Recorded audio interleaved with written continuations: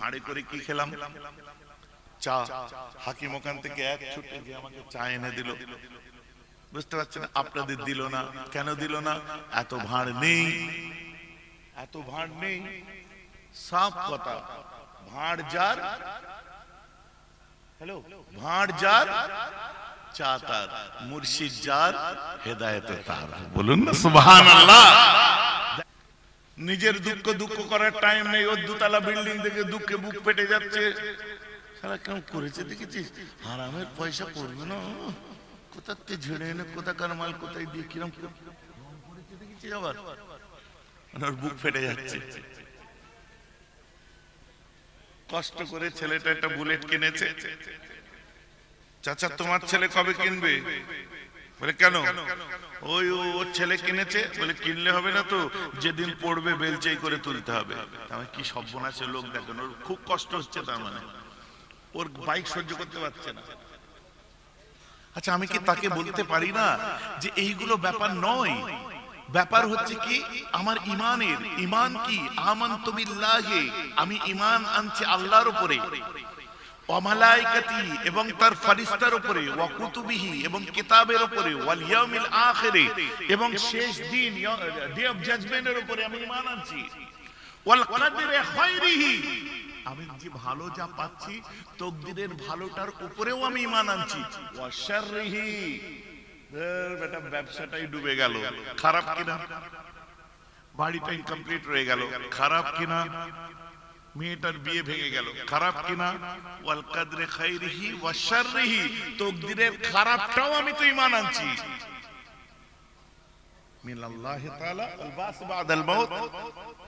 আমরা কলমাটা, আমরা যে কলমা পড়ছি, ঈমান আনছি, ঈমানের কলমা পড়ছি, এটা তো বুঝতে হবে ভালো করে।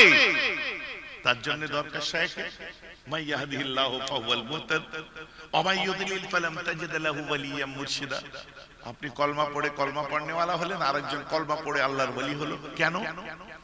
যে তার শায়েখ আছে, তার গুরু আছে, তার উস্তাদ আছে, তার টিচার আছে, তার ট্রেনার আছে। আপনার নেই, আপনি একা যা পেরেছেন করেছেন। যার জন্য আল্লাহ বলছে মুর্শিদ যার হেদায়েত হচ্ছে তার, কারণ ওলি এবং মুর্শিদ যার আছে তারাই হেদায়েত প্রাপ্ত হবে। এইরকম ভাড়ে করে কি খেলাম? চা। হাকিম ওখান থেকে এক ছুটে গিয়ে আমাকে চা এনে দিল। বুঝতে পারছেন? আপনাদের দিল না কেন? দিল না এত ভাড় নেই,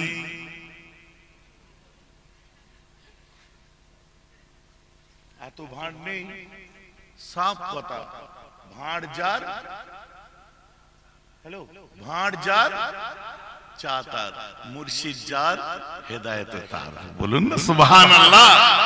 দ্যাটস ওয়াই আমরা মুর্শিদ ফলো করি, শায়েখ ফলো করি, গাইডলাইন ফলো করি। এই দেখুন আল্লাহর ওলিদেরকে তাই জন্য ভালোবাসি,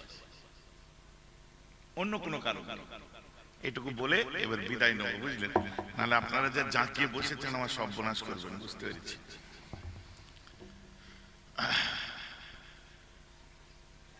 আল্লাহ রাসূলের তিনটে সন্তান ইন্তেকালের পরে আমার আল্লাহ বলছেন কিনা, হাবিব তুমি এদের থেকে বেশি কাকে ভালোবাসো?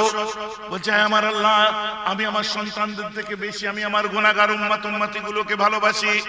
আমার আল্লাহ বলছেন যাও যাও যাও, কাল কিয়ামতের দিনটা বড় কঠিন দিন হবে, নফসে নফসির আলম হবে, জান্নাতি জান্নাতে যাবে, জাহান্নামে জাহান্নামে যাবে।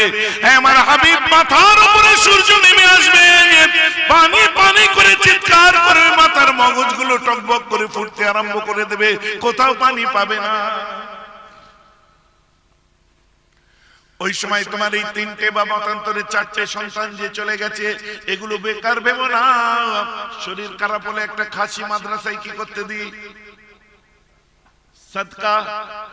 আমার রাসূলকে আল্লাহ বলছেন হাবিব তোমার উম্মতদের জন্য তোমার তিনটে সন্তানের জানের সাদকা হয়েছে ভেবে নাও। আমরা জানোয়ার সাদকা দিই, রাসূল নিজের সন্তান সাদকা করছে উম্মতের জন্য। বলেন না সুবহানাল্লাহ। আমার আল্লাহ বলছেন কিনা, হাবিব তুমি ভেবে নাও তোমার তিনটে সন্তান, মতান্তরে 4টে সন্তান তোমার উম্মতদের জন্য সদকা করেছো, আর এই উম্মতের তোমার সন্তানদের জানের পরিবর্তে ইন্না আতাইনাকাল কাউসার, কোরআনের সবথেকে ছোট্ট সূরাটা নাযিল হয়ে গেল, ইন্না আতাইনাকাল কাউসার। হাবিব শুনে নাও, তোমার সন্তানদের জানের পরিবর্তে কিয়ামতের ওই কঠিন দিনেতে মাথার উপর যেদিন সূর্য নেমে আসবে, আমি আল্লাহ তোমার উম্মতগুলোকে হাউজে কাউসারের ঠান্ডা এবং মিষ্টি পানি পান করাবো। রাসূলের সন্তানের জানের পরিবর্তে হাউজে কাউসার দেবেন আল্লাহ আমাদের। আল্লাহ এখন আমি কি করব? ফাসাল্লি, নামাজ পড়ো, লিরাব্বিকা, তোমার রবের জন্য, ওয়ানহার, এবং কুরবানি করো। আল্লাহ मैं तो खुश हो गया, चलेगा, আমি খুশি। আল্লাহ ঠিক আছে। হাবিব আমি যে খুশি না, আরে কেন? বলছে যারা তোমায় নিঃসন্তান বলে গালাগাল দিল, ওদের তো আমি সহজে ছাড়বো না। তাফসীর ইবনে কাসির খুলুন, আবতারের অর্থটি এইভাবে এসেছে, আবতারাহুল্লাহু তাআলা, তার মানে আল্লাহ বলছেন যারা তোমায় নিঃসন্তান বলেছে, আমি আল্লাহ তাদেরকে কোনোদিন আর সন্তান দান করব না, ওরা জীবনে বাপ ডাক শুনতে পাবে না। কিন্তু আমার রাসূলকে দিলেন আল্লাহ।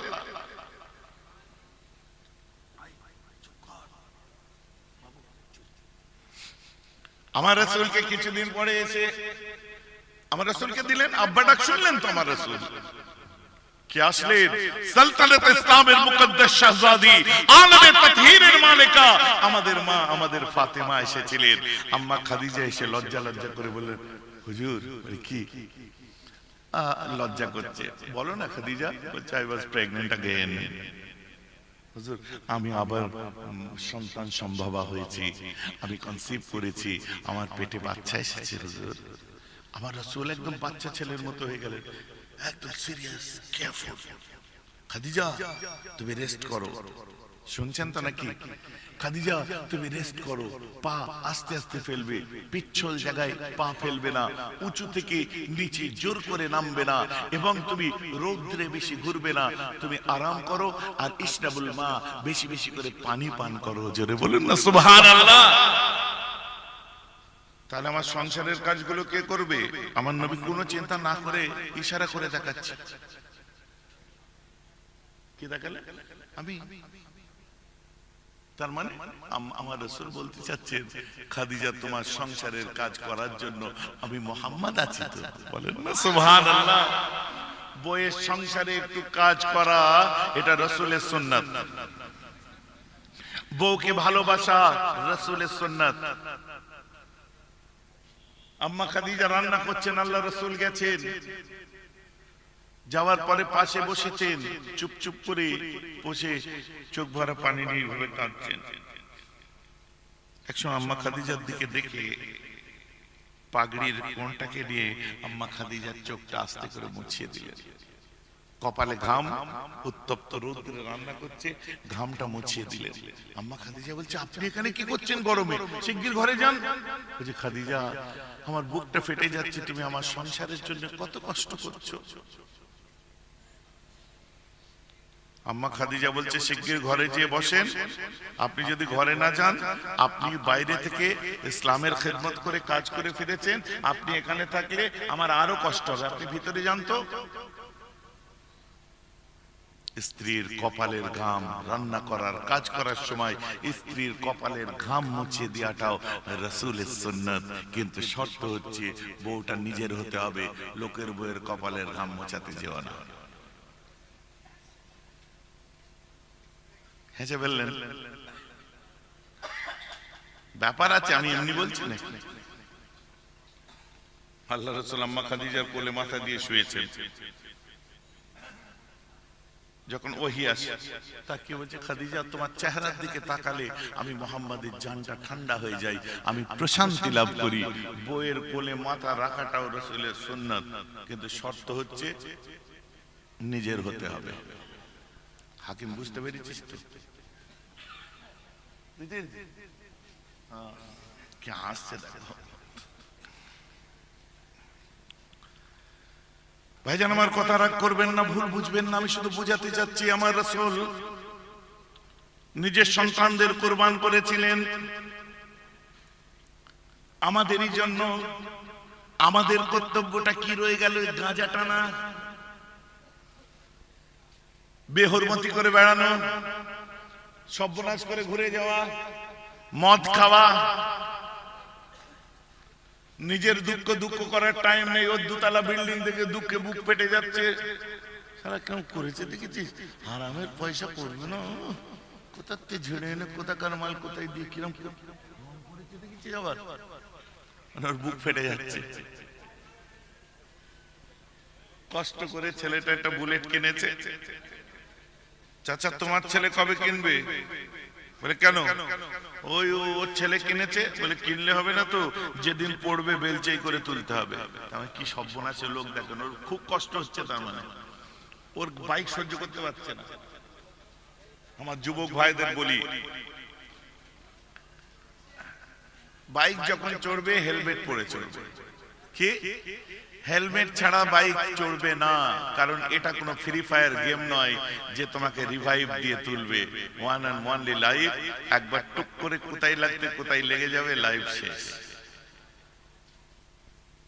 কি বলে? রিভাইভ দিয়ে বলে। আর কি বলে? ওইসব ভাষা আছে। এদিকে এসব খেলা নেই, আমাদের ওদিকে প্রচুর খেলে ছেলেরা ফ্রি ফায়ার। এদিকে বোঝে ছেলেরা, বাবুরা ফ্রি ফায়ার বোঝো?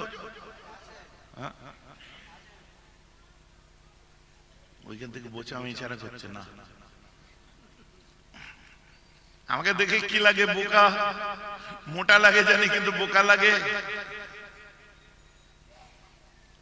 আমি খেলতে একবারও বারণ করিনি। আগের দিনে প্রায় কতগুলো ছেলে, আগের দিনে 10টা ছেলে নামাজ ধরেছে, তাদেরকে নামাজ শিক্ষা দিয়েছে জমিয়ত উলামায়ে বাংলা আসামের আমাদের দত্তপুকুর কমিটি। কথা বুঝতে পারছেন? আমি তাদের খেলতে বারণ করিনি তো, সত্যি আমি বারণ করিনি। আরে মাঠে খেলাধুলা নেই তো ছেলেদের এন্টারটেইন হতে হবে তো, খেলো, একটা টাইম খেলো। কিন্তু সব সময় আল্লাহর বড় নিয়ামত চোখ, সব সময় ওর মধ্যে যখন ঢুকে যাচ্ছ আর ওর মধ্যে খিস্তি পাড়ে রে পাগলা। যে লেভেলে খেলছিস ওটা গালাগালি করা লেভেল, তুই আপার লেভেলে যে খেল, দেখবি ওখানে গালাগালি নেই। তুই সেই লেভেলটা রিচ কর, সেই লেভেলে যে খেল। সে প্লেয়াররাও তো ফ্রি ফায়ারের মধ্যে আছে। তুই লোকাল কাদের দিচ্ছিস? ওখানে গেম খেলা হচ্ছে, একবার মাকে ধরে টানাটানি, একবার বোনকে ধরে টানাটানি, একবার বাপকে ধরে টানাটানি। শুনতে খারাপ লাগছে নাকি? খারাপ লাগলেও আমি বলবো সোনারা, বাচ্চারা একটু মাথায় রাখতে হবে। খেলো, আমার আপত্তি নেই, কিন্তু একটা সময় করে নাও এবং নিজেদের মধ্যে ঠিক করে নাও যে আমরা খেলবো। বুঝতে পারছেন? গালাগালি থেকে দূরে থাকো, নিজের প্রোফাইল তৈরি করো, নিজের ডিগনিটি হাই করো। এখন থেকে না করলে এই অভ্যাসটা রয়ে যাবে। তখন দেখবে কেউ গালাগাল করলে আর গায়ে লাগছে না, কারণ তুমি খেলতে খেলতে গালাগাল খেয়ে অভ্যাস হয়ে গেছে। আমার ভাই চলো, অতএব আমি যেটা বলছিলাম, আমার রাসূল মদিনার মসজিদে বসে দেখছেন বোতার যুদ্ধের সিন। তো রাসূল পাক শুরু করলেন। ওমর ফারুক দেখেছেন মদিনার মসজিদে বসে নেহামন্দের যুদ্ধ।